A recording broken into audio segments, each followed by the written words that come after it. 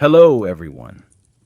Today, we find ourselves in a place so vast, so silent, it almost feels like the earth has stopped breathing. A place where the stars shine with unsettling clarity and the wind whispers stories no one lives long enough to repeat. Drop a comment with where you're watching from and what time is it. It's always amazing to see how far these stories travel. Dim the lights, get comfortable, and step with me into the night air of the Sahara. You don't remember exactly how you got here. There was no plane crash, no lost caravan, no dramatic cut to black. Just this, the present moment, and sand, endless sand. You wake up in the middle of it, lying on something thin, or perhaps on nothing at all. The sun is gone. The sky above you isn't dark blue, it's black. Not metaphorical black, but the kind that eats light, pure and full and endless. But then, the stars. They aren't just there. They're performing. Millions of them. Sharp, piercing, arrogant in their clarity. A celestial ceiling, stitched by something older than time. Beautiful, yes, but cold, detached. And so, you feel it. The cold. Not a breeze, not a chill, no withdrawal. Like the desert peeled the heat off your skin and took it with the sun. The air around you doesn't caress. It slices. Your breath becomes visible. Thin clouds that fade before you can exhale again. It's the kind of cold that doesn't ask if you're ready. You sit up. It's instinct, really, to look around, to find anything. A shape, a sign, a slope in the sand that might mean north or civilization or hope, but there's nothing. Just soft curves of dune glowing faintly in the moonlight. No trees, no buildings, no noise, nothing to mark your place in the world. And then it hits you. It's too quiet. No insects, no leaves, no hum of distant cities or overhead jets. The silence is so total. Your own breathing feels obscene. Too loud. Too alive. You check your pulse, not with your fingers, but with your ears. The only sound is you. And suddenly, that feels dangerous, because this is the Sahara. And the Sahara doesn't care about you. It doesn't hate you. That would imply intention. No, it simply doesn't register your existence. And that might be worse. You look to the horizon, searching for meaning in dunes that all seem to be repeating the same sentence in a language you'll never understand. The desert is redundant. That's its power. It repeats itself until you stop trying to question it. Should I walk? You wonder. But you remember, made from something you once read, never walk at night in the desert. It's when the world is the most deceptive. Distances lie. The cold will trick your muscles. You'll chase a shadow, thinking it's a tree, and end up chasing your own end. So you lie back down. And the sand, oh, the sand. It invades, not gently. It slips into your sleeves, under your shirt, behind your ears. Sahara sand is not beach sand. It's fine, like powdered glass, and alive. You're not lying on it. You're being swallowed. You try to find a comfortable position. There isn't one. The ground is hard, of course, but what unsettles you more is the absence of home, the absence of enclosure, the realization that the earth tonight has no walls, no ceilings, just space, and that's when it sinks in. You are alone. Truly, properly, invisibly alone. You could scream right now. No one would hear. You could disappear. No one would know.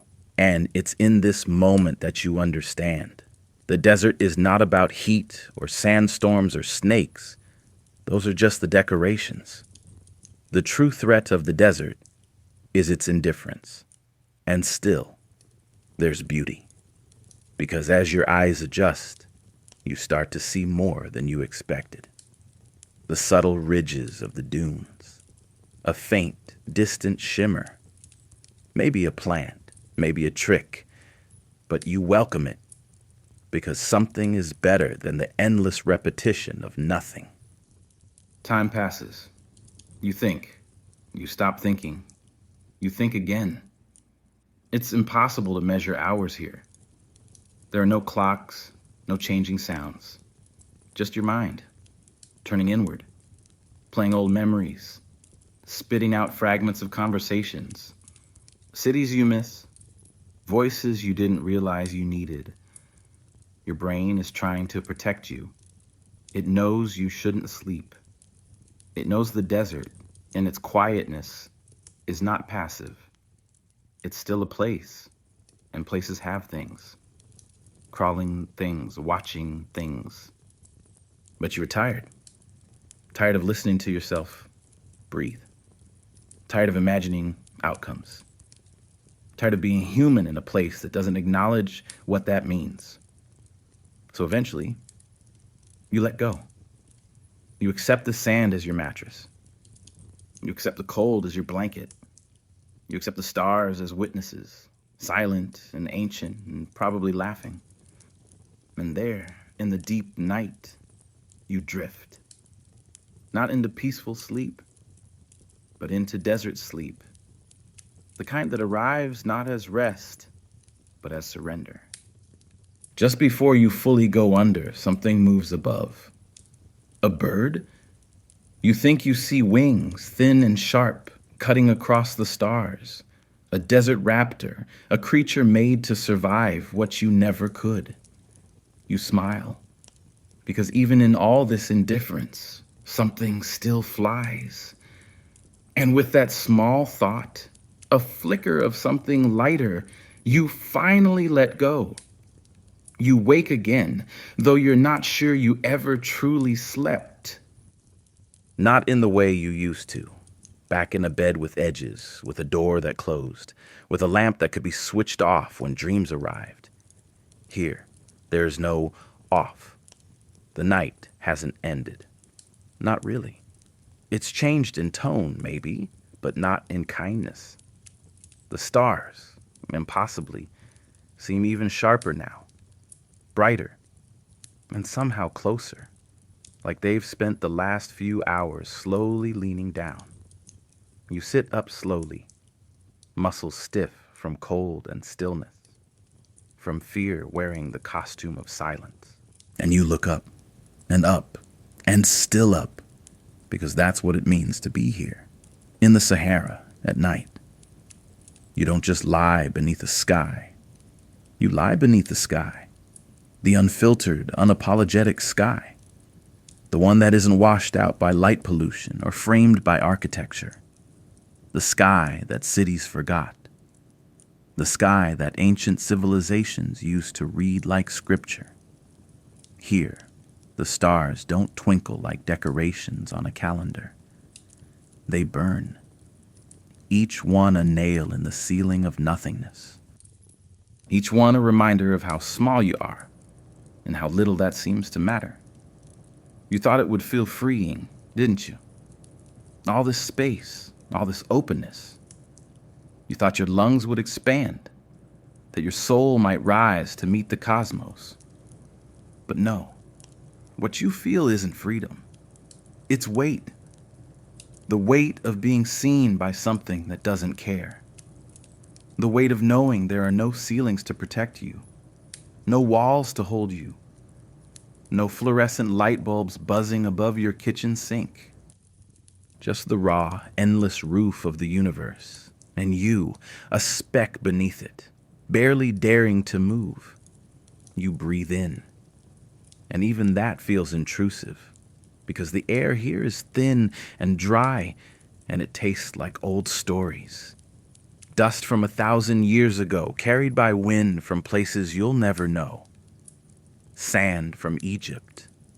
Smoke from old Berber fires. whispers of water that once ran freely but now live only in memory. You think, for a moment, that maybe this is what the sky looks like from the moon. And then you remember, even astronauts had ships. You don't. You only have your body, this fragile, soft container of heat and thought, crouched beneath a sky so immense it feels like it could crush you by accident. There's no horizon now, just black on black, broken only by those cold sparks of light above. And yet, your eyes begin to adjust. Not to the dark that happened hours ago, but to the scale. Your mind finally starts to stretch. Not in understanding, but in submission.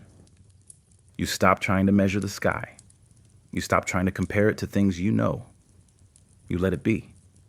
Vast, silent, alive, in a way that's hard to put into words. And in that surrender, something changes. You start to see motion. Not fast. Nothing in the desert is fast at night. But subtle. A flicker in the corner of your vision. A low streak of light, not a shooting star, but a satellite, man-made, tiny, trying to keep up with the turning earth. And lower still, something else. Clouds? No. That would be too easy. It's more like a veil.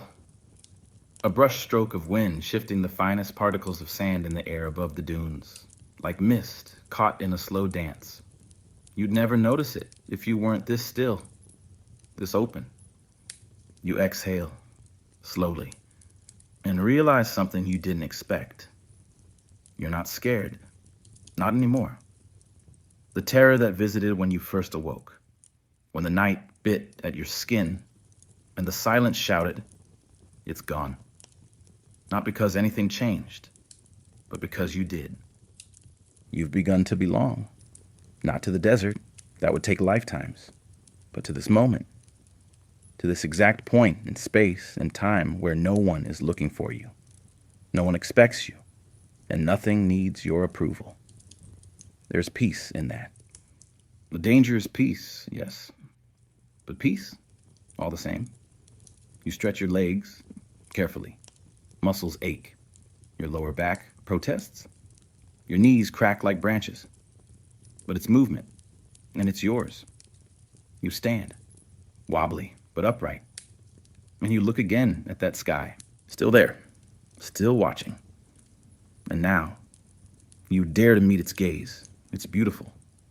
In the way that glaciers are beautiful. In the way that deep oceans are beautiful. Not soft, not friendly, but honest, unforgiving, real. You wonder, how many people have stood where you're standing now? Not many. Not here, not exactly. The Sahara is huge, sprawling, relentless. There are places in this desert where no human foot has ever touched, where even camels don't wander, where the only tracks are wind-carved, and yet people have lived here for millennia.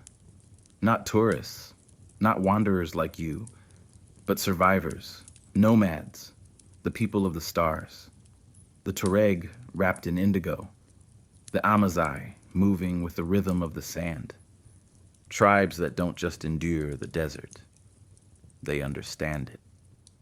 You think of them now, out there somewhere, campfires flickering low, stories told in the hush between dunes. Children tucked beneath goat hair tents, learning the names of stars the way city kids learn the names of apps. To them, the sky isn't a threat. It's home. You're envious for a moment, not of their lifestyle. You're not romanticizing. You know, survival here is brutal, constant, earned. But of their relationship with the sky, of their ability to lie beneath this infinite black and feel held, not crushed. When you lie back down, carefully, let the cold claim you again. Let the sand shift beneath your shoulder blades.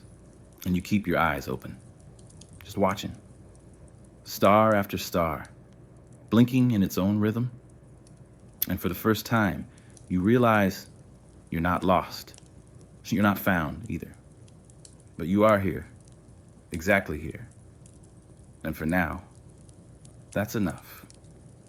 You don't remember falling asleep, not exactly. It was more like giving in, letting go of the weight of wakefulness, rather than sinking into true rest. The desert doesn't offer comfort, only silence. But somehow, between starlight and stillness, your body found a way to stop. And now, it begins again. The sky, which just hours ago was a pool of dark velvet, has started to pale at the edges. Not gold, not pink, just lighter, like a charcoal sketch slowly being erased. You're awake before the sun, but the desert isn't. It holds its breath in those first moments, not out of peace, but anticipation. You sense it, even lying still. Something is coming. Something bigger than you, more absolute than night. You sit up, and immediately you taste it. Dust. Not on your tongue, not on your lips. Inside you. It's in your nose, your mouth, your throat, your lungs. It scratches with every inhale, like breathing through a wool cloth soaked in sand. You cough. It doesn't help. The sound is dry, hollow. It startles nothing, not even yourself. The wind must have shifted during the night, carried fine particles across your face, into your clothes, into the corners of your eyes. Even now, your lashes crunch faintly as you blink. And then, the thirst hits. Not the polite kind. Not the "I forgot my water bottle at the gym" kind. No. This is different. It doesn't start in your mouth. It starts in your bones. You feel it behind your eyes, pulling, and your joints, aching, and your thoughts, slowing. Your tongue sticks to the roof of your mouth like glue. Swallowing feels like grinding glass. You need water, but there is none. You knew that, of course. There wasn't any last night either. But night was cold. It let you forget. Let your body conserve. Now, with light approaching, your body remembers, and it begins to beg. Every cell inside you seems to whisper the same thing. Water. You stand, trying to shake the feeling. Literally. But your legs are slow. Your movement stiff, robotic. The sand beneath your feet is colder than expected. Smooth, almost metallic in its coolness. But you know what's coming. Heat. You can feel it. Not yet in the air. The wind is still dry, still reluctant, but the horizon is turning gold now. Not bright, not cheerful, but the kind of gold that promises fire. You squint. There it is. The sun. It doesn't rise like in poems. There's no gentle unveiling. It erupts. It climbs over the dunes like it's been waiting to punish, like it resents your survival through the night. And as soon as it appears, the world begins to change. Shadows snap into existence. Colors shift from silver to orange. The air begins to move faster, more urgent, and your skin reacts. It prickles. Already, the first beads of sweat rise, only to be instantly claimed by the dry wind. You feel them leave, like ghosts evaporating from your body before they even formed. You try not to panic. But thirst, real thirst, doesn't care about logic.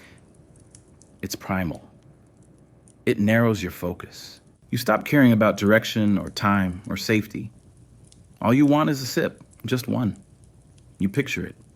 A glass sweating with condensation, ice clinking softly, the sharp, pure smell of something clean and cold. You can almost taste it, but there's only grit. You dig into your pack, fingers trembling, even though you know it's empty. Still, you check. Hope is persistent, even in absurdity. You find sand, some lint, and nothing. You sit again. The sun climbs higher. The wind picks up. And now, the dust is back, more aggressive, dancing in swirls, wrapping around your ankles like curious spirits. You cover your mouth with a sleeve, but it doesn't help.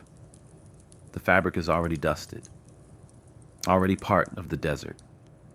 Everything is, even you. And that's when you realize something strange. You're not just in the desert. You're becoming it. Your skin, cracked and tight, feels like the ground. Your breath, dry and shallow, mimics the wind. Your thoughts, slower, heavier, as if they too are coated in sand. You blink, and in that moment, brief and vivid, you see water. A pool, clear, shimmering, still. You take a step toward it, and it vanishes. You laugh then, not because it's funny, but because your brain just tried to trick you, and you fell for it. That's when you realize this isn't the worst thirst you've ever felt.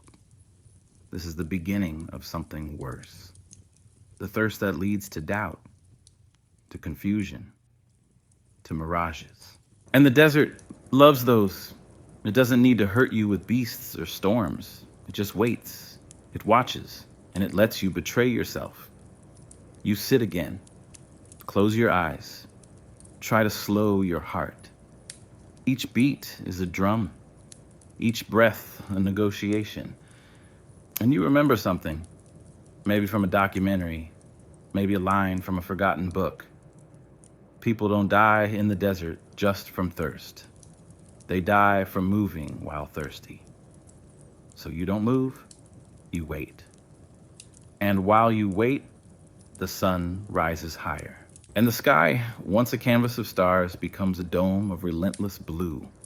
And you, sitting there with dust in your chest and thirst in your bones, begin to understand what the Sahara really is.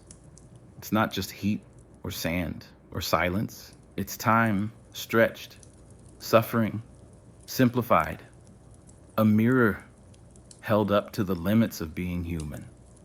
And today, it has only just begun. The sun is no longer rising. It has risen. There's no grace in its movement now, only dominance. It sits directly above you, declaring itself the master of all things seen and unseen. And there is no argument, because here, in the middle of the Sahara, the sun is not just a celestial body. It is law. It is punishment. It is presence. You shift your body slightly, hoping for relief. There is none. The ground that felt cool just hours ago now pulses with heat. Each grain of sand a tiny ember. You press your hand into it. A mistake. The skin sizzles, not audibly, but viscerally. You snatch it back instinctively. You're not just hot. You're being cooked. There is no shade, not even the illusion of it. In cities, even the hottest days offer scraps of relief. The shadow of a lamppost, the underside of a tree, the corner of a building. Here, the world is curved, smooth, relentless, a theater without curtains. You scan the horizon, left, right, nothing, just dunes and more dunes. Mountains of sand rising and falling like frozen waves, offering no mercy, no cover, no escape. Each one reflecting the sun back at you like a mirror held by 1,000 hands. You wrap your scarf tighter around your head, makeshift protection, but it's too late. The sun is already on you. Your skin begins to scream, not in words, but in sensation. It tightens, reddens, pulls. Your lips crack. Your cheeks flush. Your arms burn. You pull your sleeves down, but even fabric feels like betrayal. The heat has soaked into everything. There's no line between what's yours and what's the desert's anymore. You try to walk because sitting means cooking. Standing means burning. But moving, maybe movement will save you. So you take a step and another, and immediately you feel it. The sand grabs. It doesn't hold you like mud. It doesn't trap, but it yields. Each step is deeper than you expect, less stable. The ground shifts, subtle and cruel, forcing you to use more energy, more balance, more willpower. You aim for a dune that looks taller than the others. Maybe from there, you'll see something. A tree, a ruin, a line of anything. You climb, slowly.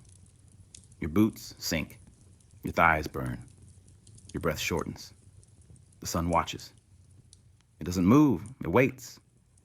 When you reach the top, you pause, and your vision begins to dance. Not metaphorically. The world moves. The air above the sand ripples like water. Heat distortion, shimmering and alive. The dunes below warp in shape. The light blurs edges. You blink. The horizon melts and reforms. You feel dizzy. You sit, not by choice, but necessity. Your legs buckle. Your heart races. Your mouth is beyond dry now. It feels hollow, like a cave echoing every movement of your tongue. You close your eyes, but the light presses through your eyelids. You see red, then white, like you're staring into the memory of fire. You open your eyes again, and the sand seems brighter now, not glowing, not magical, just hotter. You touch it with the back of your hand. Instant regret. It burns, not with flame, but with permanence. The kind of heat that stays even after you've pulled away. The kind that lingers in nerve endings. The kind that doesn't say, sorry. And now your thoughts are beginning to break. You think of snow, of cold drinks, of the hum of air conditioning. You think of how you used to complain about summer. How foolish that seems now. Because this isn't summer. This is the sun unfiltered. This is what Earth would feel like if the sky forgot to protect you. And here's the truth. You're not built for this. Humans aren't. Not like this. Not without preparation. Not without tools. Not without knowledge passed down through generations of survival. You, dropped here like a character in a cruel experiment. You're just flesh and sweat and thirst and hope evaporating in real time. You look down at your arms. The skin is red now, angry. Your veins sit just beneath the surface, throbbing with heat. You try to think clearly. Try to remember advice. Stay covered. Move slowly. Don't panic. But all you can think about is the weight. Not the weight of your body. The weight of the light. It's pressing down, squeezing, smothering. It's not like a spotlight. It's like being inside the bulb. And still, no clouds, no breeze. Just heat and more heat. And then something changes. A sound, barely there, but real. A distant hiss, like sand sliding over more sand. You look around, nothing. But the sound returns. It's not a storm, it's your own ears ringing. Your body is losing moisture so fast that even your hearing is turning against you. You laugh again, but there's no sound, only breath. And now, your tongue sticks to your teeth. Your jaw feels stiff. The sun climbs higher still, impossibly. And finally, your body begins to shut doors. First, the stomach, hunger is gone. Then, your sweat, it stops. Not because you're safe, but because you're not. No more moisture to give, no more salt to spare. You've entered the next phase of heat. And now, the danger is real. You must rest. You must stop. But stopping means staying in this. And moving might kill you faster. This is the choice the Sahara offers. Burn now or burn slower. And you sit again, knees pulled up, scarf tight, head bowed, waiting, not for rescue, not for magic, just for less sun, for a shift in angle, for time to pass. You're no longer a traveler. You're an object, a figure drawn by light on a canvas of sand. And above you, watching, ruling, uncaring, the sun sits like a god without mercy and doesn't blink. You don't know how long you've been sitting there. Time in the Sahara isn't counted in minutes or hours. It's measured in the degrees of your confusion, how far your thoughts have drifted from reason, how far your feet have strayed from purpose. And now, it's time to move. Not because you want to, but because stillness is no longer bearable. The sand beneath you has gone from blistering to maddening. It clings, it crawls, it whispers in ways you can't quite hear, but can't stop imagining.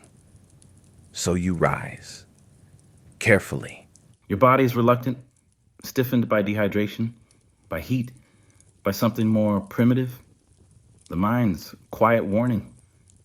You're leaving the last place you sat down alive, but you ignore it, because staying still didn't save you. Maybe moving will. You pick a direction, any direction. It's not based on logic. There is no north, no east. There's only forward. And so you walk, step after step, into a world that looks exactly like the one behind you. You tell yourself you'll walk to that dune in the distance, the taller one, the one shaped like a wave about to crash. You'll get there, climb it, and look. Surely something will make sense from up high. But the dune doesn't come closer. You walk and walk. Your legs obey, but your perception betrays you. The dune stretches away like a mirage, always 20 minutes ahead of you, no matter how much ground you cover. You pause, look back, and realize you can't tell where you started. Your footprints, they were here. You were leaving a trail, but now the wind has erased them. Or maybe they were never there. Or maybe they went in circles. You don't know. That's the thing about sand. It remembers what it wants, and what it doesn't disappears. You look around, and the world has multiplied. Dunes everywhere. Some tall, some sharp, some gentle, but all the same color, the same texture, the same impossible repetition. Like nature's cruelest joke, a maze with no walls, no signs, and no center. Your mind begins to fracture. Just slightly, just enough, because you start to imagine there is a path. Maybe that curve over there means something. Maybe if you align that rock with that hill, it points to a settlement. Maybe, but maybe not.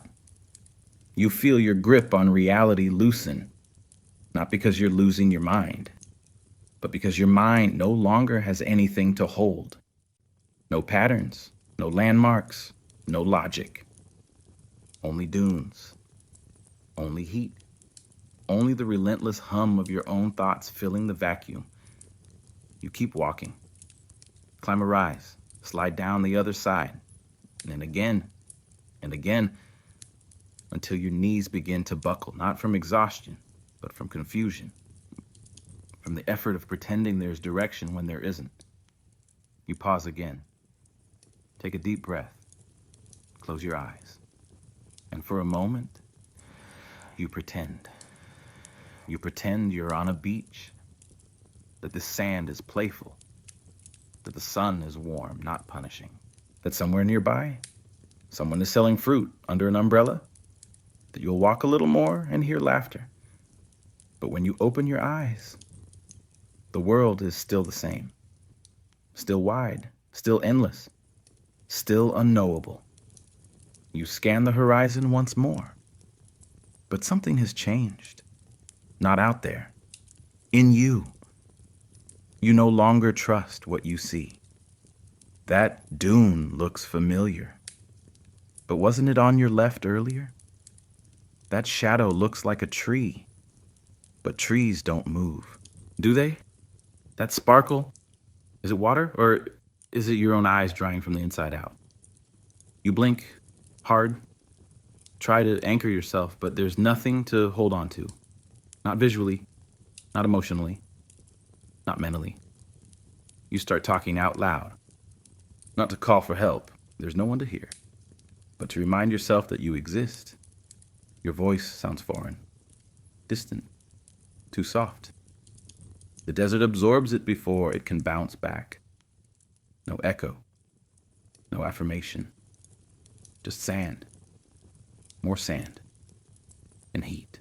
And your own voice getting smaller with every word. You sit, not because it's wise, but because your legs stop listening. Your knees hit the sand harder than expected. The impact jars your spine, but you don't care.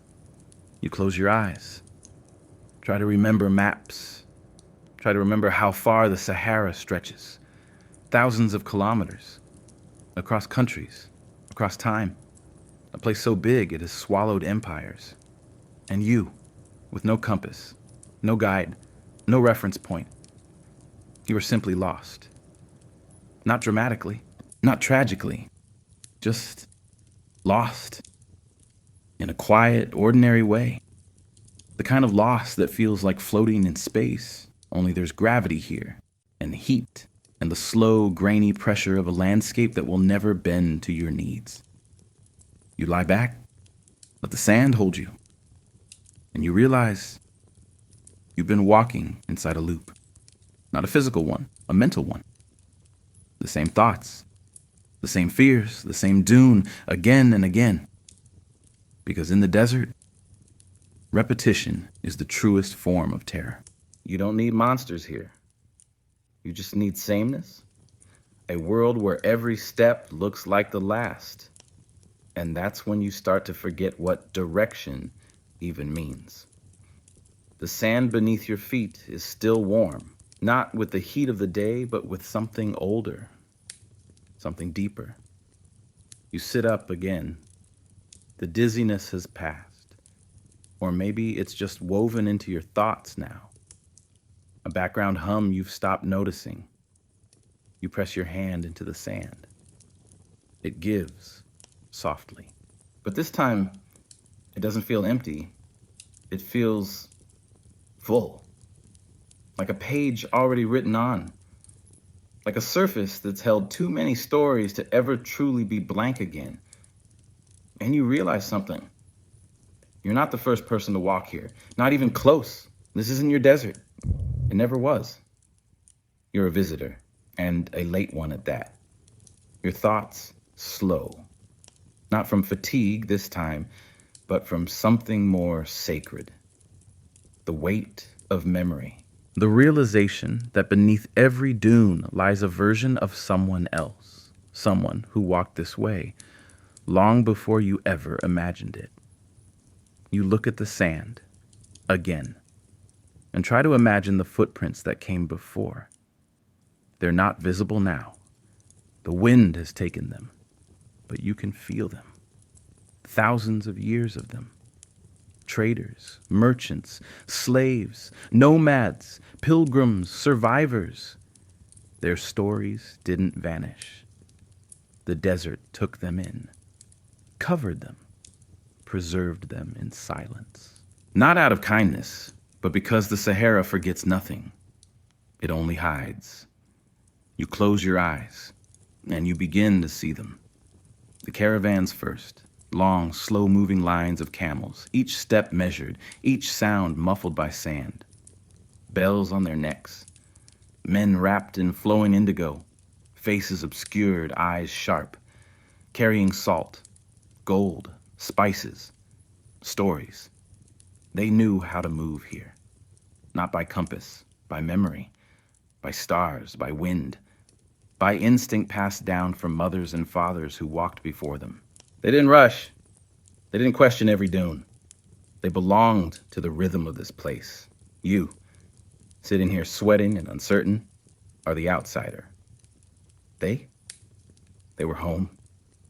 You see a man, imagined but real in your mind now, placing his hand into the sand the way you just did, checking for warmth, for signs, for time. He doesn't speak your language, but you understand him. He walks on because he must. Then there were the escaped slaves, people who fled across this unforgiving land not in search of riches, but of freedom. No maps, no plans, just movement. Can you imagine that? Not walking for water, not walking for safety, but walking because anything, even death by heat, was better than chains. You imagine them too. Tired feet, eyes wide with fear. A handful making it. Most never found. The desert took them in too. It doesn't judge, it only accepts. You feel your throat tighten, not from thirst this time, but from reverence. Then come the nomads, whole families, moving with the wind, living not despite the desert, but because of it. It taught them. Shelter made of fabric, not wood. Fire kindled low to hide from the wind. Water hidden in places only they knew. They didn't ask the desert to change. They adapted. And the Sahara, cruel and constant, respected that. You envy them now. Not their hardship, you wouldn't survive it, but their certainty, their belonging. Because the desert is not just sand, it's memory. A palimpsest of human persistence. Layer after layer of footprints. Erased, yes, but never really gone. You stand again. Your own feet pressed down. Your soul's touch where someone once died. Where someone once prayed. Where someone once laughed just briefly before moving on. You are walking on top of lives. On top of losses. On top of courage so old it has no name left. The Sahara doesn't offer statues, no plaques, no museums, but it is history. It is the archive. If you could read sand like pages, what would it tell you? Would it speak of the ancient African empires that once traded across this sea of gold? Of Roman soldiers lost in the heat? Of colonial surveyors who thought they could tame what cannot be tamed? Of poets? Of thieves? Of lovers who promised to return and didn't? You take another step and you wonder, are you leaving a story here too? Will the sand remember you?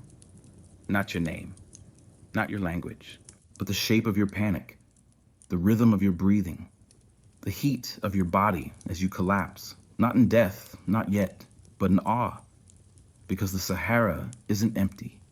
It's full. You just needed to be quiet enough to hear it speak. And now you walk not to escape, but to listen. And it is, in some ways. The dry ache in your throat is constant now, a companion that never leaves, just shifts form.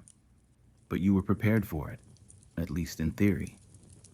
You'd heard stories, read warnings, seen documentaries. Hunger, though. You didn't expect hunger to come like this. It doesn't arrive with pain. Not at first. It arrives quietly. A missing weight in your stomach. A hollowness, not unpleasant, almost peaceful. It fools you into thinking you're okay. That you can go without a while longer. That your body's managing just fine. But hunger is not patient. It waits, yes, but not out of kindness. It waits because it's calculating. And when it speaks again, it doesn't whisper. It pounds. A slow, steady drumbeat in your gut, behind your ribs, between your thoughts. At first, you try to ignore it. You've done that before. Busy days, forgotten meals, intermittent fasting once, back when life was about routines and diets. But this is different. This isn't skipping lunch. This is your body beginning to feed on itself. You feel it in the way your fingers tremble when you try to tie your scarf.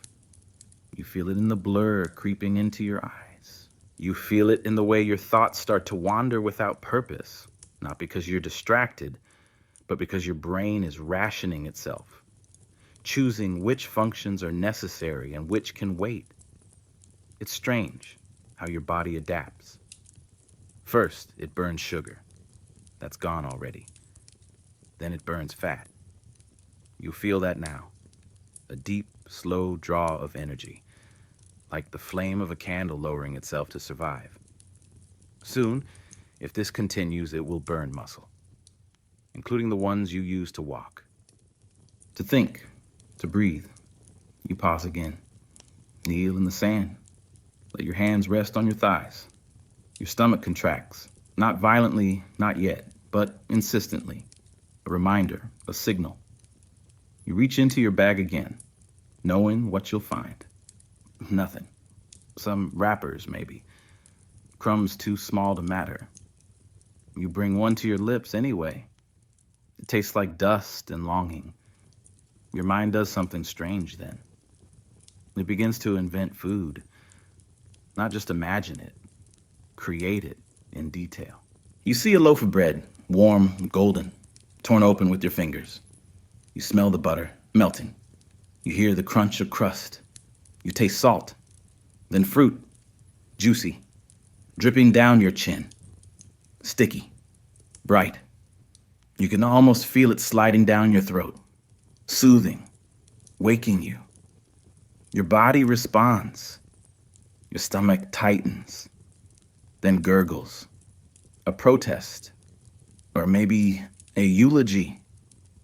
You know this is dangerous, not just because of the physical toll, but because these fantasies, these sensory hallucinations, they're seductive.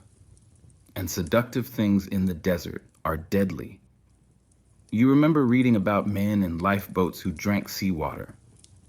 You used to wonder how they could do something so irrational. Now you understand. Hunger changes logic. Hunger rewrites truth.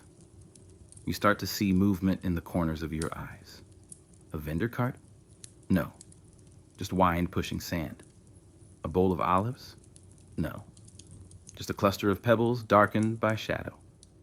You laugh. Not because it's funny, but because your mind is trying to comfort you, trying to give you hope, trying to pretend. And that effort is heartbreakingly human. You begin to talk to yourself again, gently, softly, just a little further. Just keep walking. Someone will come. You don't believe it, but it helps to say it. Helps keep the edges from folding in too fast. You take another step, and another. And now, the hunger changes. It becomes background. Still there. Still dangerous. But quieter. Because your body's entering a new phase. A slower phase. The phase of survival. No more complaints. No more growling stomach. Just silence. A dangerous silence. Because it means your body has given up asking for help.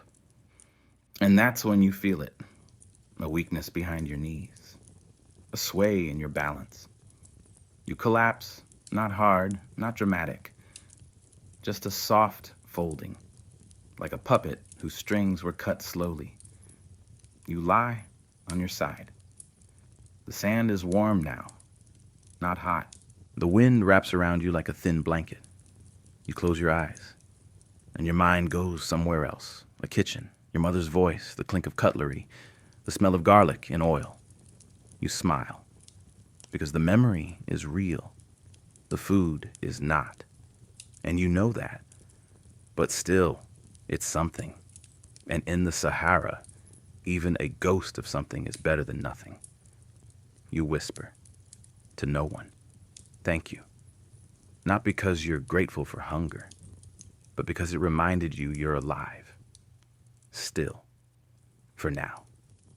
It begins quietly. Everything in the Sahara begins quietly, even the worst of it. You're lying there, half conscious, half remembering the taste of food that doesn't exist when you feel it. A shift. The air changes. Not the temperature, that's still brutal, but the texture. The wind isn't playful anymore. It's deliberate. You sit up. Your skin, already stung raw by sun and thirst, immediately registers something new. Speed. The wind has picked up, not in gentle gusts, but in a steady, unrelenting push, like the breath of something ancient, something enormous, something waking up. You look around, and the world look different, blurry, not because of your eyes, though your vision is clouded with exhaustion, but because of what's happening in the air itself, a haze. At first you think it's just more heat shimmer, another cruel mirage, but then you see it on the horizon, a wall, not of stone, not of cloud, of sand, rising, moving, alive. It doesn't come fast. That's the worst part. It comes with patience, with intention, like a tide crawling across the earth, erasing color, devouring sky. Your heart stutters. You've read about this. You've seen footage, but no screen, no article, no warning could prepare you for the feeling of seeing a sandstorm approach. Not as a traveler, not as a tourist, but as someone utterly exposed. There's no shelter here, no car to run to, no building to seal yourself inside, only your body, your breath, your clothes, and that's not enough. You stand, quickly, too quickly. Your knees protest. The world tilts. You catch yourself just in time to stay upright, barely. The wind is stronger now. Grains of sand sting your cheeks, tiny pinpricks. At first, it feels like static. Then, it feels like punishment. You wrap your scarf around your face, pull it tight over your nose, your mouth, your eyes. Leave a small slit to see. And then, it hits. The storm reaches you not all at once, but in waves. The first is noise, a sudden roar. Not like thunder, like friction, the sound of 1,000 things scraping, grinding, clawing through the air. Then comes the touch, sand pelting your skin from every angle. The wind doesn't push you, it presses on you. It wraps around your limbs, your chest, your neck, as if trying to sculpt you out of existence. You turn your back to it, hunch down. Try to become small, but there's nowhere to hide. The sand gets into your eyes, your ears, your teeth. You close your mouth, too late. You feel it on your tongue, dry, metallic, old. Each grain a memory, something from a dune 100 miles away or 1,000 years ago. You shut your eyes, hard, because you've heard what this can do. That a sandstorm can scrape a cornea, that it can fill your lungs if you breathe too deep. So you cover your face tighter, you crouch, you wait, and the storm screams. It howls without voice, it roars without direction, and above it the sky vanishes, not into black, not into darkness, into absence, no sun, no shape, just brown, just motion, just sand. Minutes pass, or hours. You can't tell, you can't think. There's no thought, only survival. Only holding still and hoping your scarf doesn't loosen, that your breathing doesn't deepen, that your will doesn't snap. And just when you think you'll collapse, when your arms ache from clutching yourself, when your back begs to uncurl, The wind begins to soften, not stop, never stop, but fade. The roar becomes a whisper again. The sting becomes a tickle. The pressure lifts. You wait, still crouched, still wrapped, still unsure. And then you risk it. You open your eyes. Only a little. Only enough to see if the world has returned. And it has. Sort of. Everything is coated. The dunes have changed shape. The landscape has shifted. Your own footprints, gone. Like you were never there. The sky is pale again, washed out, weary, and you're still here. Dust in your eyelashes, sand in your ears, heart racing, skin raw, but alive. You sit, not in relief, not in triumph, but in awe. Because now you know what the desert really is. Not just heat, not just silence, but motion. Unseen, sudden, unstoppable. And for the first time since arriving, you don't feel alone. Because something just touched you. Not kindly, but deliberately, as if the Sahara wanted to remind you, you are not in control. You never were. And yet, you are still here, still breathing, still blinking sand from your eyes. You survived the invisible fury. And now, every grain stuck to your skin feels like proof. Proof that you exist. Still. Somehow. And then, silence. Not the ordinary kind. Not the hush of nightfall in a quiet town. Not the gentle pause between songs. This is different. This is the total absence of sound. The storm has passed. The sand has settled. And now, nothing moves. The wind, which roared through your bones just moments ago, has vanished completely. Not even a breeze grazes your cheek. The air is motionless, heavy, dry as ash. You open your eyes again, wider this time, and you realize that the world looks new. Not better, just changed. The dunes have been rearranged. That tall crest you once aimed for is gone, reshaped into a different silhouette. The sand beneath you has shifted subtly, as if you were picked up and placed elsewhere, while your eyes were closed. Everything is covered in a fine layer of dust. Even you, your eyelashes, your knuckles, your lips. But you're alive. And now, you're alone. More alone than you've ever been. You sit very still, and you listen. For something. Anything. But there's nothing. No birds, no insects, no rustle of cloth, no trickle of water. No human voice calling your name. Not even wind. Only one thing remains, your heartbeat. Thump, thump, thump. It feels amplified now. Like someone has placed a microphone inside your chest and turned the volume all the way up. You can feel it in your ears, behind your eyes, and your fingertips. It becomes a rhythm you didn't ask for. A metronome to measure your solitude. And beneath that, another sound. The sound of nothing. But it's not peace. It's pressure. The kind of silence that doesn't soothe. It suffocates. Because now, and with no wind to distract you, no storm to fight, you're left with only your own mind. And your mind is tired, frayed, edges worn down like old rope. Thoughts begin to echo, repeat, question themselves. You start to wonder, did the storm even happen? Maybe you dreamed it. Maybe you were never in danger at all. Maybe you're not even here.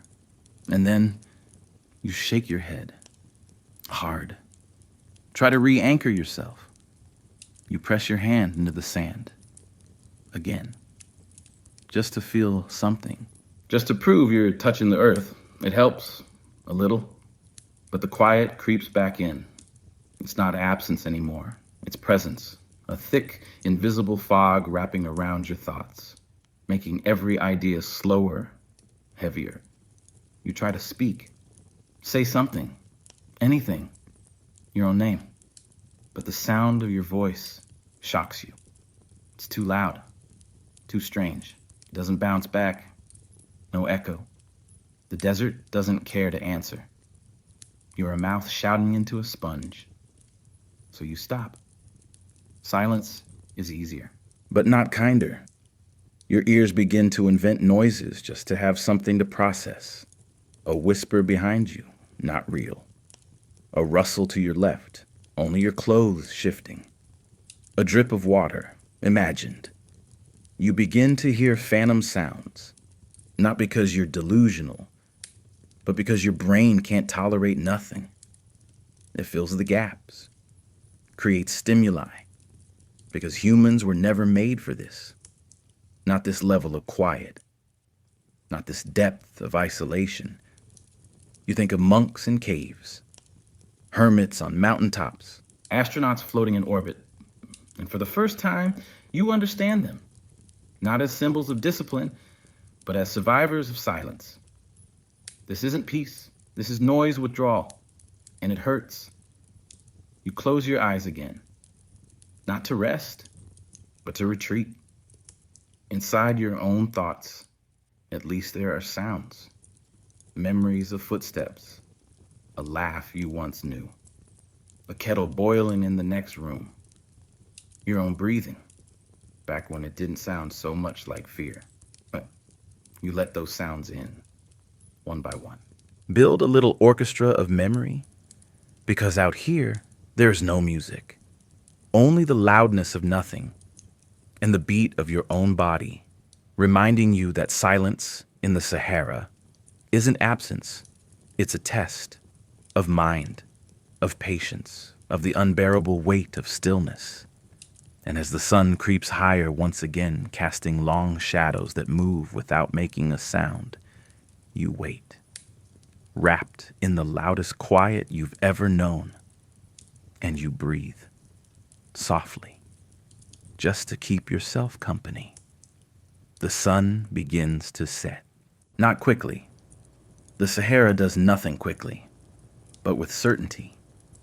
The sky shifts from blinding white to gold, then to orange. Not the soft orange of a painting, but something deeper, bruised, like the world is blushing from the burn of the day. You feel it too. The heat pulling back, the shadows stretching.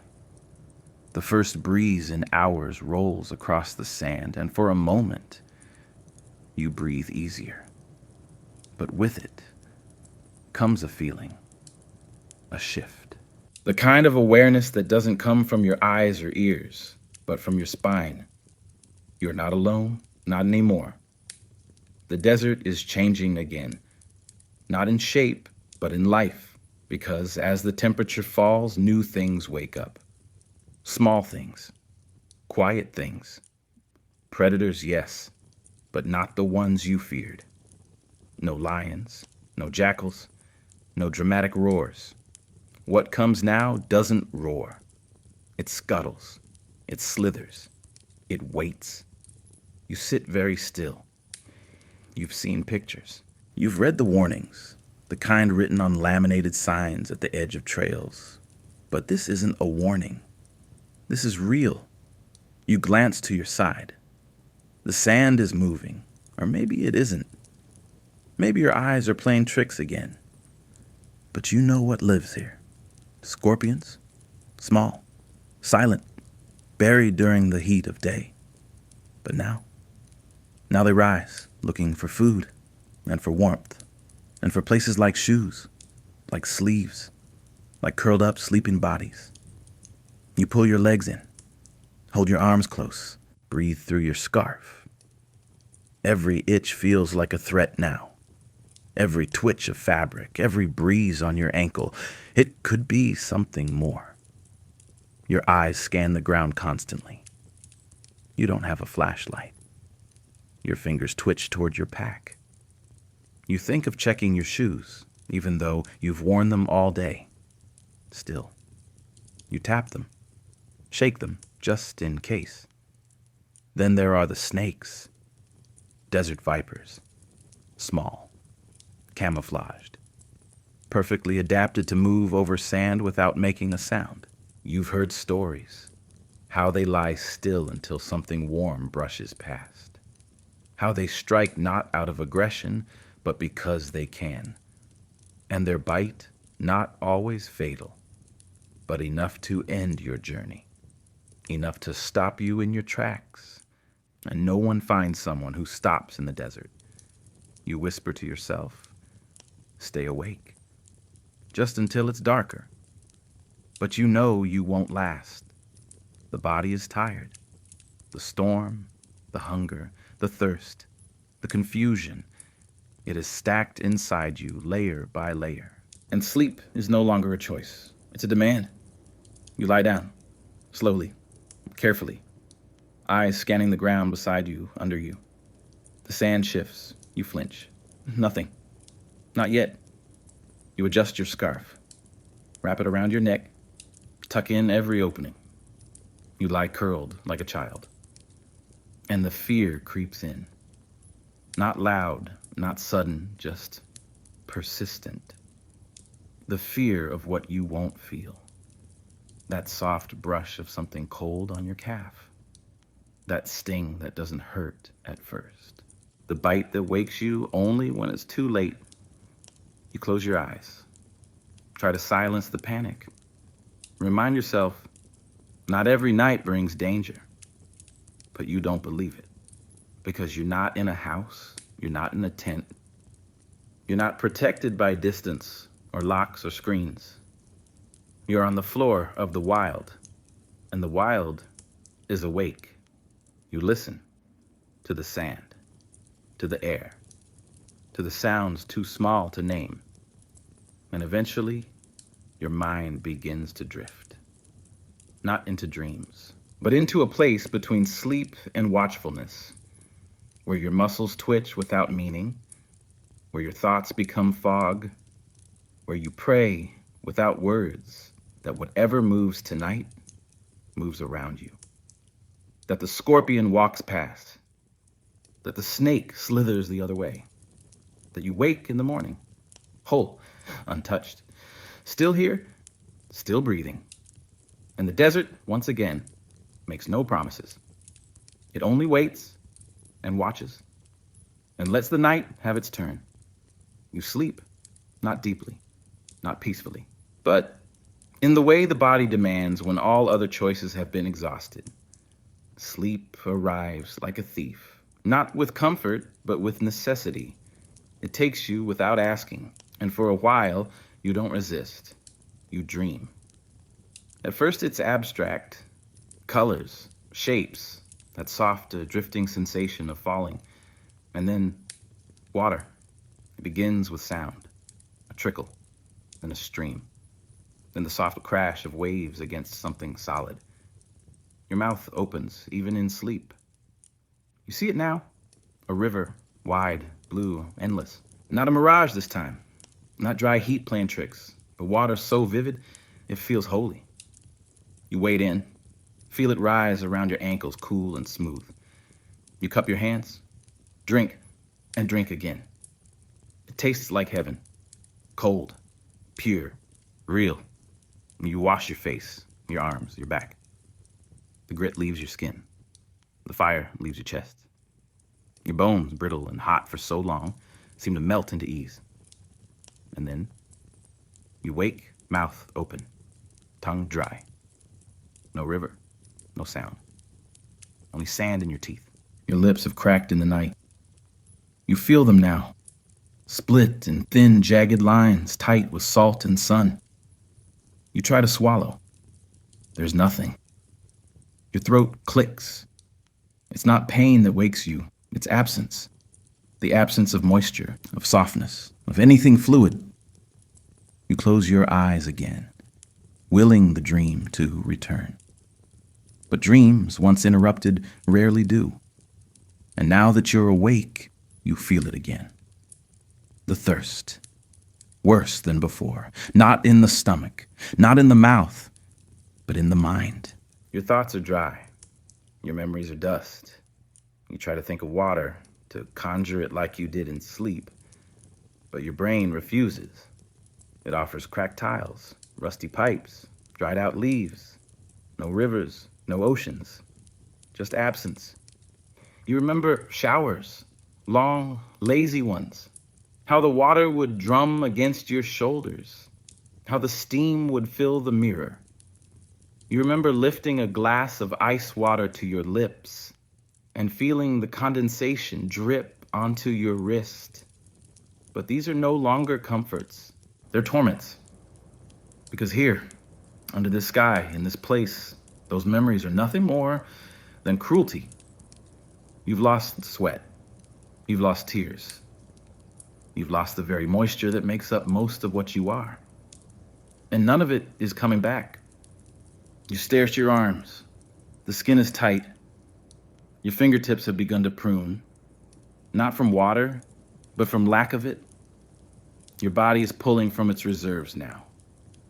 Every cell giving just a little more to keep the machine running. But you can feel it, the edge. The moment when the balance tips. When the body stops sacrificing fat and begins sacrificing function. You look around. No clouds, no green, no signs of life. The sand is flatter here, but that only makes it feel more empty. No more dunes to hide behind. Just horizon in every direction. You begin to wonder, is this the thirst that kills? Not suddenly. Not with drama, but quietly. Softly. A quiet shutdown of the senses. The dimming of the internal lights. You check your pack again. Still empty. Still mocking. You think of digging. Just to do something. You claw at the sand. A few inches, a foot. It's cooler beneath the surface, yes, but dry. Bone dry. The kind of dryness that lives at the center of things. You lie back. Close your eyes. Try not to think of the word dehydration. But it comes anyway. Clinical, sharp, final. And then, because the mind is cruel, or maybe kind, the dream begins to return. A cup held in someone's hand. Clear water, filled to the brim, slowly lifted, offered to you. But you wake again before it touches your lips, and the Sahara just watches. It doesn't gloat. It doesn't mourn. It simply is. And water in this world is not a resource. It's a memory, a ghost. And ghosts, no matter how vivid, do not quench. You lie there, hollowed by thirst, lulled by heat, half aware of the sun's return. You are, by all accounts, unraveling, your body fraying at the edges, your thoughts bending inward like wilted petals. And then movement, far away at first, a ripple along the curve of a dune, a dot on the horizon. Your breath catches. You sit up, slowly, cautiously, eyes narrowed against the glare. It's not a mirage. You've seen mirages. This moves with purpose, rhythmic, smooth, like a wave that chose to walk. As it grows closer, you begin to make out shapes, figures, not machines, not jeeps, not rescue, people. They move in single file, wrapped in indigo, faces veiled, camels at their sides, tall, calm, gliding over sand as if gravity works differently for them. And the humans, they don't stumble. They don't squint or sweat or collapse dramatically. They walk with a grace that feels old, as if the desert isn't their enemy, or even their home, but their inheritance, the Tuareg.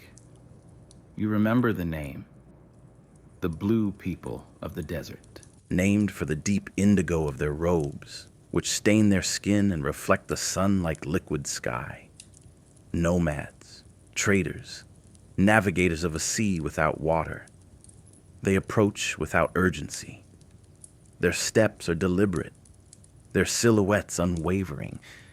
And as they near, one of them, a man, perhaps in his 60s, perhaps in his 30s, it's hard to tell with people made of sun and dust, lifts a hand in greeting. You raise yours weakly. He gestures. not toward himself, but toward a shape behind him. A younger member of the group steps forward. A woman, eyes dark and sharp above a wrapped face. She carries a water skin, and she kneels, just like that, without ceremony, without question. She offers it to you. Not the whole thing, just enough. She watches you drink, not because she doubts you, but because she understands what too much water, too fast, can do to a body that's forgotten it.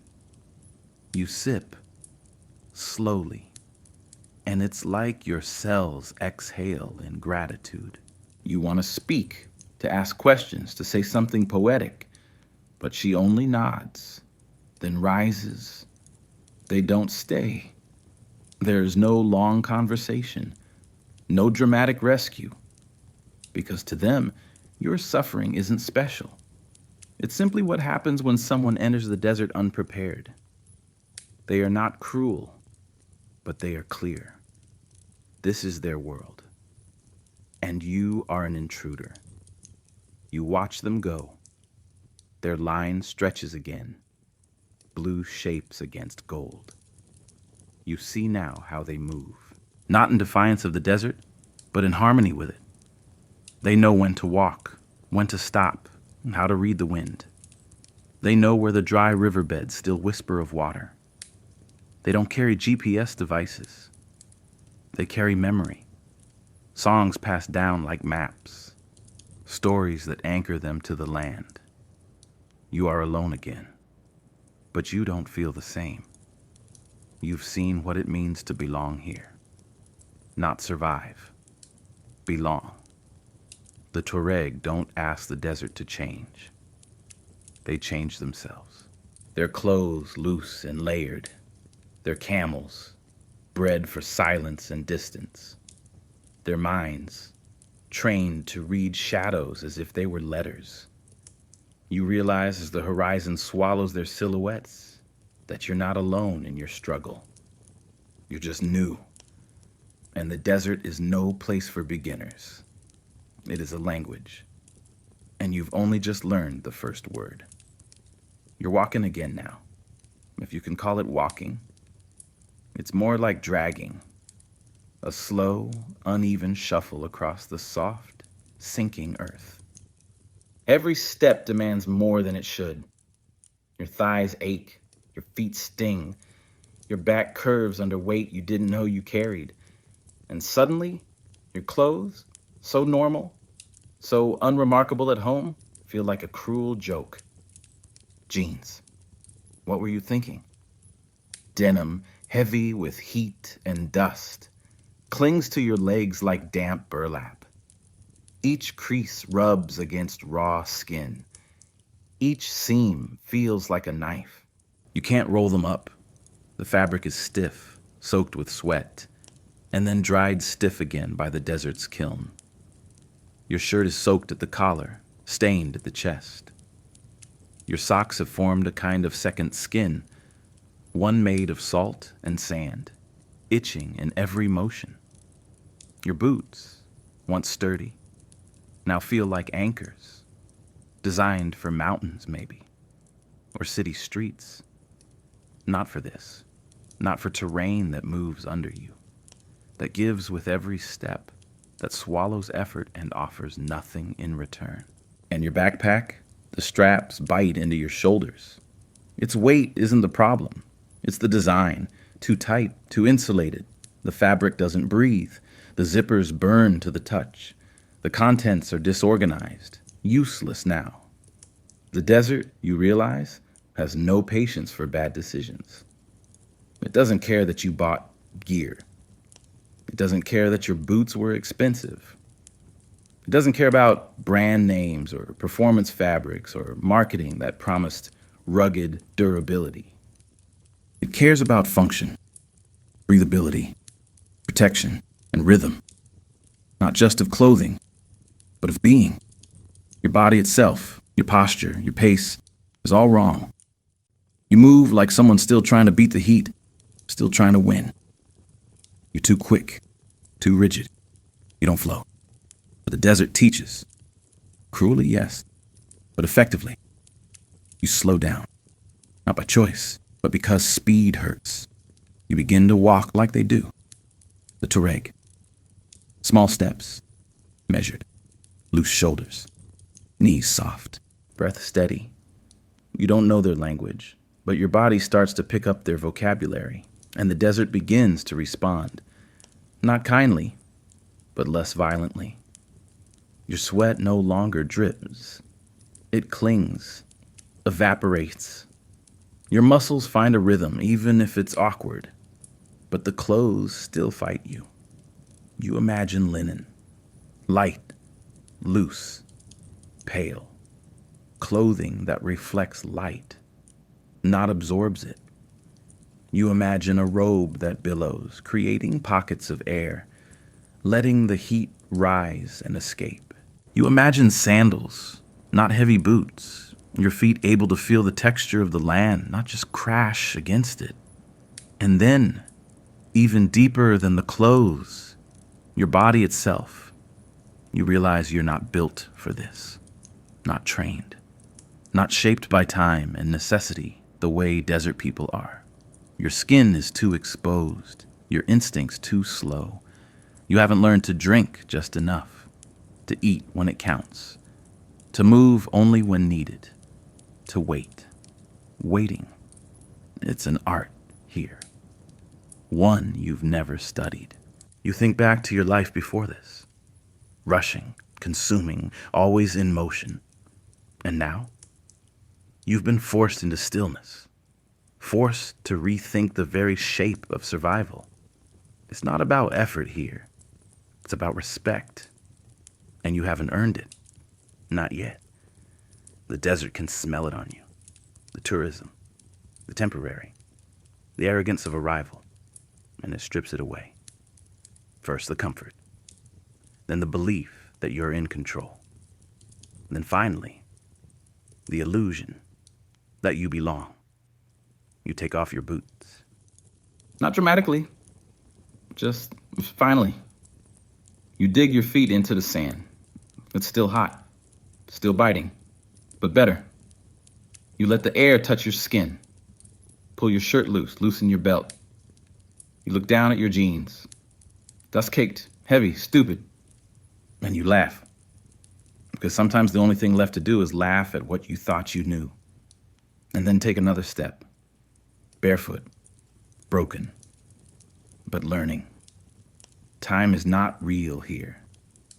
Not in the way you once understood it. There are no watches anymore. No phones lighting up with reminders. No digital numbers blinking from dashboards. No shadows moving across the room to signal evening's approach. Here, under this sun, in this ocean of sand, time stretches until it forgets itself. You begin the day, though begin is a fragile word now, with the soundless rising of light. You thought the sun rising was dramatic, something to watch. But here, it just happens. The blue bleeds into gold. The sky lightens. The air warms. No fanfare, no ceremony. Just heat, returning. You walk again, not because there's a destination, but because stopping means surrendering to stillness. And stillness here is dangerous. Too quiet, too long. You move in loops. You've stopped pretending you know where you're going. Left, right, over one dune or the next. It doesn't matter. You keep your pace slow, not out of wisdom, but because anything faster causes your vision to wobble, your legs to forget what they're for. And always, always, the sun above. Relentless, still climbing, still watching. The light flattens everything. There's no contrast, no relief. You look at your shadow, hoping to guess the time, a child's instinct, but it's faint. Lost beneath you, dissolving into the sand. There's no measurement here, only sensation. How dry is your mouth? How dizzy your head? How loud the silence? That's how you track the day, by discomfort. by disorientation, by how far you've drifted from reason. Minutes dissolve. You try counting your steps. 1, 2, 3. You reach 100. Forget where you started. Start again. It helps briefly, gives you rhythm. But then your numbers begin to repeat or jump. You can't tell if you've walked a mile or only imagined it. You begin to feel like a needle on a spinning record, always turning, never moving. You look at the sky again. Still blue, still burning. You could swear the sun hasn't moved. It was overhead hours ago, and it's still there. How's that possible? You sit just for a second, close your eyes, just to blink. When you open them, nothing has changed. No cooling, no clouds, no movement in the horizon. And now, something worse begins to happen. You start doubting time itself. Have you been here an hour? 4? 12? You think back to waking, that cold bite of morning. It feels like days ago. It must have been. Your lips are more cracked, your skin more burned. You've walked, you've sat, you've survived a storm. Surely, time has passed. But your body doesn't believe you. It feels suspended, as if someone paused the world and you're the only one still moving. And in this long pause, something soft begins to break. Your idea of cause and effect, of doing one thing and expecting another. You drink a mouthful of water, the last of what the Tuareg gave you, and your body doesn't respond. No relief, no thanks. You find a spot of shade, just a sliver behind a rock, and sit. But your heart still races. You wait for sunset. And wait. And wait. But the color doesn't change. The shadows don't grow. The light remains. It feels like living in a photograph, a single moment stretched until it becomes unbearable. And now, your thoughts begin to loop. Not like earlier, this is different, deeper. You think of a sentence, and it repeats over and over. I am here. I am here. I am here. Until the words lose meaning. Until I become strange. Until here means nowhere. And still, the day holds. Still, the sun stays. Still, your body pulses in slow protest. The Sahara, it seems, is not just a place. It's a clock without hands, a room without windows, a trial in stillness where time doesn't pass. It watches, and all you can do is wait for it to blink. At first, sand was an inconvenience. It scratched your ankles, collected in your socks, hid in the seams of your backpack, rubbed raw at the waistline of your jeans. You cursed it, brushed it away, shook it from your sleeves. But now, it's inside you. Not literally, though your teeth grind it and your tongue can still taste the grit, but in a deeper way. The Sahara is not content with coating your skin. It wants your mind. It starts subtly. You think you see patterns in the dunes, a ripple that looks too deliberate, a curve that mimics the arc of a sleeping body. You shake it off, but it returns. The longer you stare at the sand, the more it begins to speak. Not in words, but in impressions, suggestions. It whispers not through sound, but through silence so loud it feels like a message. You begin to imagine things. Not hallucinations, not yet, but possibilities. Maybe there's a town just beyond that hill. Maybe that line in the sand is a road, buried, forgotten. Maybe someone was here 5 minutes ago. You start to see faces in rock formations, eyes in wind-shaped hollows. You blink. Look again. They're gone. Or maybe they never were. You laugh quietly, because the thought isn't frightening. It's welcome. Real or not, your mind is offering company. And in this place, any company is kindness. You speak aloud, not full sentences, just fragments, soft phrases, half thoughts. Still here. Maybe over there. Don't stop yet. Your own voice comforts you. Even when it doesn't make sense. Even when it starts to sound like someone else's. You catch yourself whispering a name. Whose? You don't remember. But it feels right. Like you once knew someone here. Long ago. In another life. And maybe you did. Or maybe the desert is planting the memory. You sit again. Let the sand pour through your fingers. It feels fine now. Not scratchy. Not hot. Like silk. You think about how many people have sat exactly like this. How many stories have been buried beneath your feet? Whole lives. Whole worlds. Reduced to dust. And then reborn as part of this endless fabric. And you realize you're not thinking like a visitor anymore. You're sinking. Not into the ground, but into the desert's rhythm, into its mind. And it has one. Not a personality, not a voice, but a presence. The Sahara is not passive. It watches, it waits, and it offers. Not water, not food, not shelter, but visions. Not the kind you see, the kind you become. Your thoughts begin to loosen. The tight lines of identity begin to blur. You forget what day it is. You forget how long you've been here. You forget what your face looks like, what your name feels like in someone else's mouth.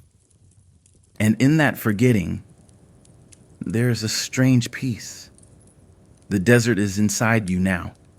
It's not fighting you anymore. It doesn't need to. It's winning gently by erosion, by repetition, by softening the edges of who you thought you were. You lie down. Let your back sink into the dune. And you imagine, what if you never left? What if you are part of the sand? What if you're not a person at all? Just a thought the desert is having. The idea isn't terrifying. It's beautiful. You close your eyes. And for the first time since you arrived, you don't feel like a guest. You feel like a grain. You've learned to walk slower now. You've stopped fighting the sun. You've accepted the weight of your own body. You've made peace, uneasy, but real, with hunger and thirst. But today, something else arrives. Something heavier than all of it. Loneliness. Not solitude, that romantic kind they write about in poems. This is different. It's not just being alone. It's the absence of being witnessed. You realize you haven't seen your reflection in days. Not in a mirror. Not in a shadow. You begin to wonder if your face is still your own. If you'd even recognize it. You try to remember the last time someone looked at you. Really looked. Held your gaze. Saw you. Not passed by. Not nodded. Not texted or waved. Saw. The last face you saw was the woman with the water. The Tuareg girl with calm eyes and a quiet kindness. And even then, she didn't speak. She offered you water, but not presence. Not recognition. And since then, nothing. No human figure on the horizon. No footsteps beside yours. No voice echoing yours in the void. The sun has seen you. The wind has touched you. The sand has tried to claim you. But none of them know who you are. None of them care. And that's when the fear changes. It's not about survival anymore. It's about identity. Because if no one sees you, if no one remembers you, if no one shares your breath, your thoughts, your name, do you still exist? You speak again. Not out of hope, but desperation. Hello? It echoes, then vanishes. You try again. Louder. The desert replies with silence, and in that silence, your mind begins to slip. You imagine someone walking behind you. Feel it almost. You turn. Nothing. You imagine someone whispering your name. You say your name out loud, once, then again. It sounds wrong, too flat, too dry, like a word from a language that died before you were born. You sit down. The sand is cooler now. Evening approaches, but it brings no relief, only longer shadows. And shadows, you realize, are not company. They are reminders. Reminders of space that could be filled by another, by anyone. You think of people now. Random faces. Friends you haven't seen in years. Strangers who smiled at you once on a bus. The clerk at the store. Your neighbor's laugh. You try to remember your mother's voice, and it comes to you. Faint. Almost imagined. And you hold it in your chest like a fragile flame, because that is what you've been missing more than food or sleep or water. Another soul.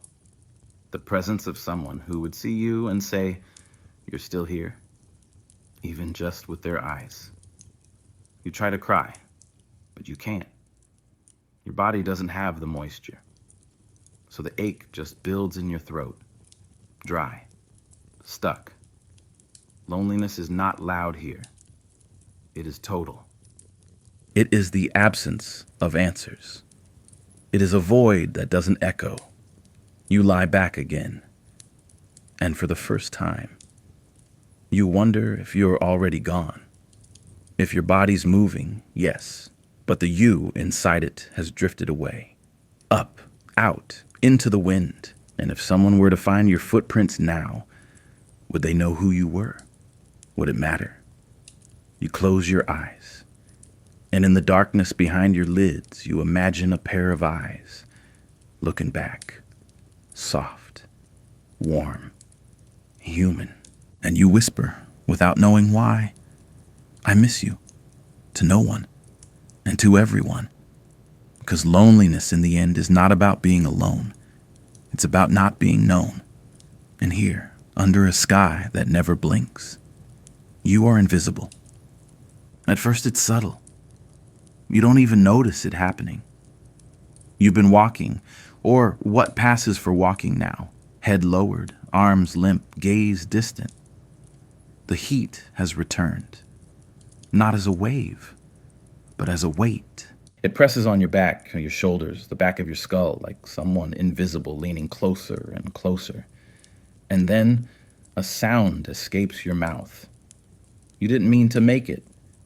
It's not a word. It's not even a noise, really. Just a breath shaped strangely. It surprises you. You laugh, out loud. And that, too, feels strange. You forgot what your laugh sounded like. You forgot what sound felt like. So you try again. Say something this time. Hello, maybe. Or water. Or is anyone there? The words come out soft, but they feel huge in your ears. So loud, so real. You say another, then another. You look around. Nothing responds, but you keep speaking anyway. Not to be heard, just to be. You tell the sand what you're thinking. You explain to the sun why you're tired. You apologize to your boots for dragging them. You start assigning names to rocks. This one is Henry. That one is May. That small ridge of sand over there. That's the shoulder of someone sleeping. You wave at them. They don't wave back, but you nod anyway.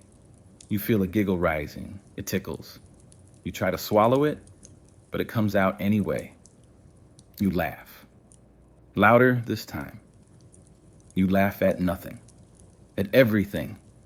At the absurdity of surviving this long. At the way your skin is peeling like old wallpaper. At the way you thought this trip would change you. It has, but not how you meant. You're not stronger. You're not wiser. You're not closer to nature. You're cracking like dry earth. And it feels good, because in this heat, in this stillness, in this silence, Sanity feels loud, too structured, too polite. You don't want polite anymore. You want real. And what's real now?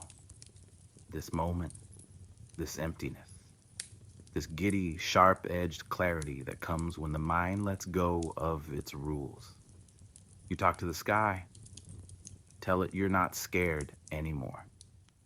You shout at the wind, call it a coward for leaving when you needed it. You praise the ants, if there are any, for knowing how to hide. You kneel beside a rock, pretend it's a phone, say, hello. Pause, say, yes, I'm still here. Nod, thank the imaginary voice. Then you start singing. A song from childhood, half remembered, half invented. It doesn't matter. Your voice wobbles, cracks, but it's yours. And it fills the air. And the desert, finally, has to listen. You start dancing, poorly, but with conviction. Your feet barely lift. Your hips barely sway. But in your mind, it's movement. It's expression. It's life. The sky doesn't change. The sand doesn't applaud. But something inside you moves, not forward, but deeper and into something raw, something past survival. This isn't pain. This isn't fear. This is freedom. The kind you only find after everything else has been burned away. After the hunger, after the thirst, after the loneliness. Only now does your mind say, fine, if this is the world, I'll meet it on my terms. And the world? The world says nothing, but it lets you be. You lie down again, grin at the clouds, even if there aren't any. You tell the sand, I'm not crazy. Then you whisper, but I'm not sure I care if I am. And you close your eyes and let the cracked earth of your thoughts shift, settle, breathe, because maybe breaking was the beginning of something new. You fall. There is no drama in it. No stumble, no desperate grasp for balance. Just a slow fold, as if your body, after so much negotiation, has finally called the meeting to a close. Your knees buckle first, then your shoulders slump forward. Then the world tilts sideways, and you're on the ground. The sand accepts you, as it always does, indifferent, soft, familiar. Your face presses into it. It's warm, too warm, like a bed that's been slept in too long. You lie still, because stillness is all that remains. Your muscles are no longer yours. Your limbs feel full of something heavier than bone, like they've turned to stone while you weren't paying attention. You try to move a hand. Nothing.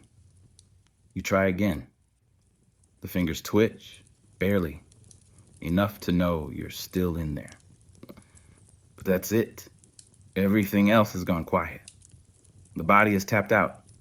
You whisper a word, any word. Please, maybe. Or just your own name. It sounds faint, unmoored. Your mouth is cracked. Your lips sting when they shift. Every breath feels like inhaling fire through a straw. But your mind is still awake. It floats now, not above your body. That would be too easy.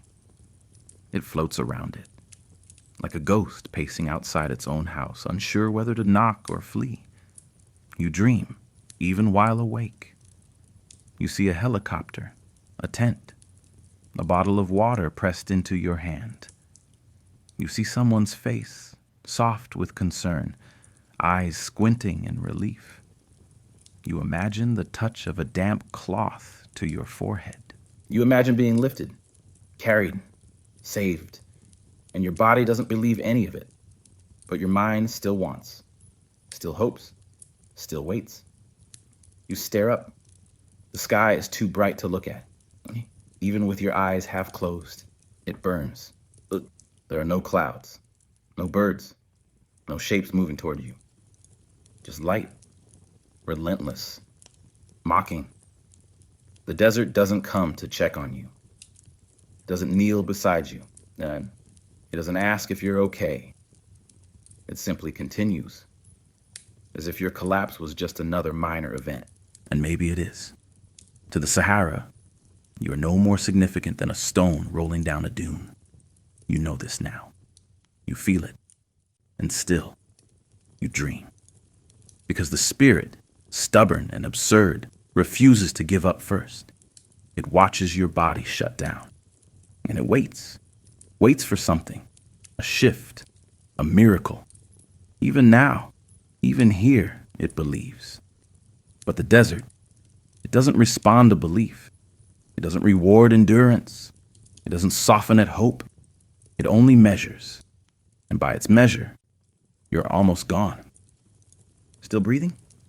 Yes. Still thinking? Barely. But time is slipping again, faster now. Not stretched, like before. Compressed. Like the moments are collapsing into each other. You blink, and it's darker. You blink again, and the sky has changed. Colors deepen, shadows stretch. The sun is moving. Or maybe you are. Or maybe everything is ending. And still, the tiniest part of you, buried deep, curled like a leaf, refuses. It whispers, not yet. Not like this. You don't know if it's pride, or instinct, or denial. But it's yours. And for now, that's enough.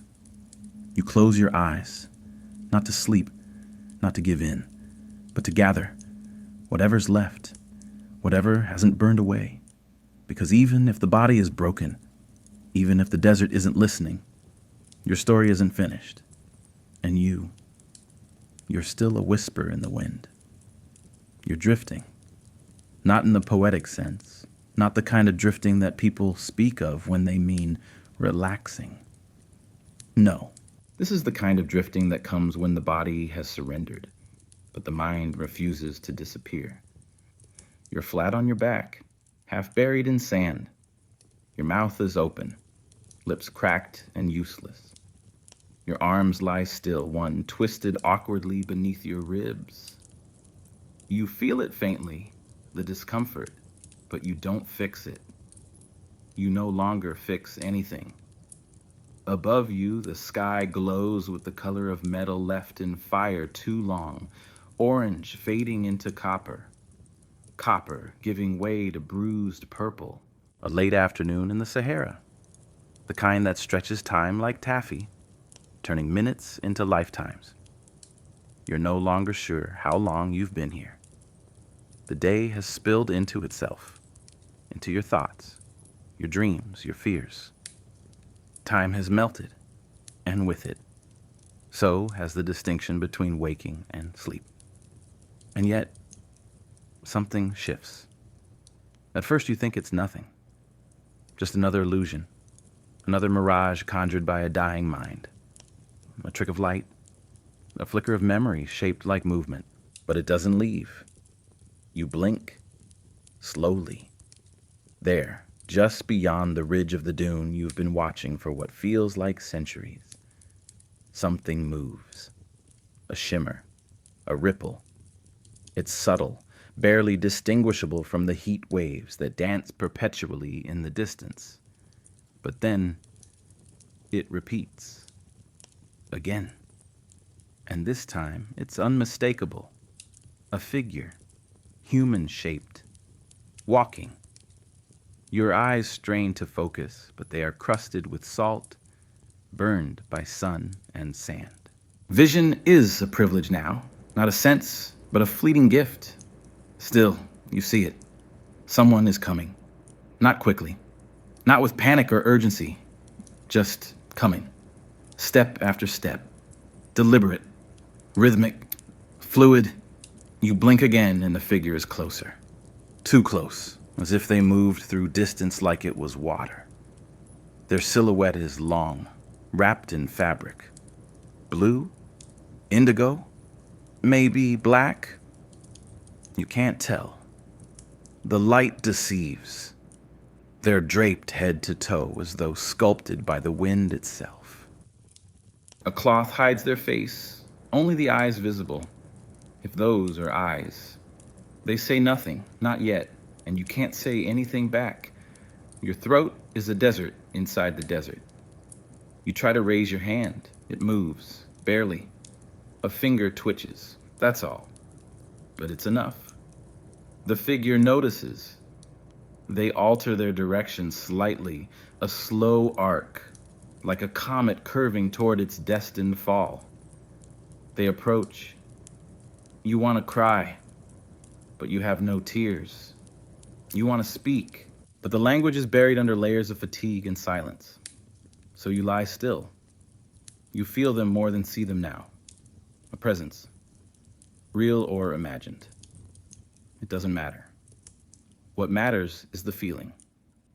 You are not alone. The figure kneels beside you. Their shadow falls over your face, and it is blessedly cool. They say something, a word or a sound, soft, low, melodic. You don't understand it, but it doesn't matter. It's sound, a human voice. The first you've heard in hours, days. You try to respond. Your lips form something, but the voice never arrives. They reach into a pouch, pull something out, a flask. Your heart skips. You can hear the water inside as they shake it gently, a slosh, a promise. They uncork it, bring it near your face. You try to lift your head. It doesn't lift. Instead, they lift your chin gently with one hand. Steady. Sure. You see their eyes now, dark and calm and ancient. Then the first drop. Cool. On your tongue. You tremble. You hadn't realized your body could still tremble. Another drop follows. Then another. Then a slow trickle. Just enough to wet your mouth, to awaken the tongue, the throat. The body remembers what to do. Swallow. It's not enough to quench, but it's enough to anchor. You gasp, reflexively. The air tastes cleaner. You blink. The sky is fading into indigo now. The figure is still there, still kneeling, still watching. You don't ask who they are. Not yet. You don't ask if they're real, because here, at the edge of endurance, belief is more important than proof. You choose to believe, because belief gives shape to the wind. It gives the silence a name. It makes the unbearable bearable. They shift beside you, unwrap a cloth, reveal something flat, bread, dried fruit. The smell reaches you before the sight. It's faint, but real. And for a moment, you think you'll weep. You turn your head slightly. Your voice finds a scratchy shape. Why? The word croaks out, rough and thin. The figure does not answer, not directly. They tear the bread, offer a corner. You don't eat, not yet. Your fingers can't grip. So they feed you, carefully, gently, as if you were a child or a relic. And the taste is everything. Dry, crumbly, salted. You chew slowly. Each motion is effort, but each is also life returning. You feel it in your chest, warmth rising like a spark fanned into the faintest flame. The figure finally speaks again. A word, maybe two. Not English, not any language you know, but you nod anyway, because the meaning is clear. You're safe. Or maybe not yet. Or maybe just, I see you. And that is enough. You sleep after that, not because you want to, but because the body, given even a flicker of safety, claims it. Your dreams are simple, soft, a breeze, the rhythm of footsteps, the sound of a song, low and repeating, like a lullaby. You dream of being carried, not in arms, but in a sling, swaying with a camel's stride. You dream of water, Not the kind you chase, the kind that comes to you. A spring under your hand, a jug beside your head. You dream of shelter, of canvas overhead, of stars you can look at without pain. And for the first time since this journey began, you believe you might leave the desert. Not victorious, not transformed, but alive. And that's more than you ever thought to ask for. Because here, in the vast, unrelenting emptiness, someone came, or something, and whether they are flesh or spirit, you no longer care. They arrived, and you believed. And in the desert, belief is survival. You leave the desert, but not really.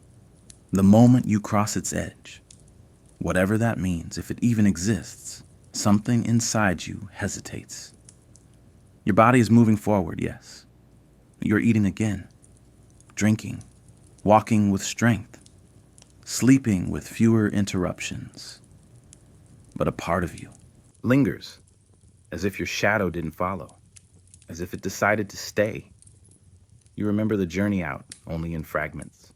The figure who found you. Did they guide you? Carry you? Were they real? You still don't know. Maybe it was a dream. Maybe a stranger. Maybe something older than either. You remember shade. The first true shade. Not the flicker of a rock's shadow at high noon, but full absence of light. The way it made your skin feel safe again. The way your body stopped flinching against the sun even when it wasn't there anymore. You remember sound. Human voices. Real ones. Not imagined echoes or whispered hallucinations. The tone of conversation. The unspoken rhythm of people existing together. The low murmur of living. That might have been the most shocking part. Because for so long, the only sound you knew was your own heartbeat and that infinite, unkind silence that filled the space around it. You remember your first real sip of water, not stolen, not rationed, but freely given. Cool, clear, from a metal cup. You held it with both hands. It was too heavy for your wrists. But the feeling of it sliding down your throat, not warm like before, not desperate, just right, stays with you even now. You drank slowly and wept. Or maybe you just blinked hard. The return to the world didn't come with banners or music or recognition.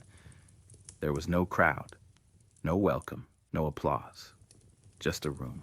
A mat, clean clothes, steam rising from a simple meal, a bowl of lentils, bread still warm, the smell of something earthy and real. It was more than enough. You were not asked to speak. No one begged for your story. They saw your eyes. That was enough. You slept for days, maybe, waking only to eat, or not. The world outside your small shelter resumed its rhythm without you. People moved, markets buzzed, children laughed, and still you sat. You didn't touch your phone, if it survived at all. You didn't check the date because you didn't want to know how many days or years you'd been gone. And then, one morning, you stepped outside, not far, just beyond the doorway. The sky was soft that day, painted in layers of early pink and blue. The air was warm, but not cruel. You listened, not for danger, just for the quiet hum of life. And then you exhaled, really exhaled, and something left your body with that breath. You don't know what, but it was old, tired, done. They asked if you wanted to stay longer. You nodded. You helped sweep. You helped carry. You watched the goats. You watched the sun move without fear. You listened to people speak in a tongue you didn't understand. And yet, you understood everything, because the pace made sense now. The silences between phrases, the long pauses over tea, the deep laughter after simple stories. You had learned, without knowing, the language of enough. And then one morning, without ceremony, you left. Someone handed you a scarf, not new, worn, but clean. You wrapped it around your shoulders without thinking. It felt familiar, like a weight you'd earned. You walked away, not toward the desert, never again, but not away from it either, because the truth is, you carry it now. It's in your eyes, the way you look at distance, the way you look at time. You no longer rush through days. You no longer demand things of the world the way you used to. You walk more slowly. You listen longer. You speak less because you've seen what it means to be unheard and to survive anyway. People notice. They ask you what changed. You never know how to answer. Sometimes you say, I traveled. Sometimes you say, I got lost. Sometimes you say nothing. Because how do you explain that you died? Not physically, but fundamentally.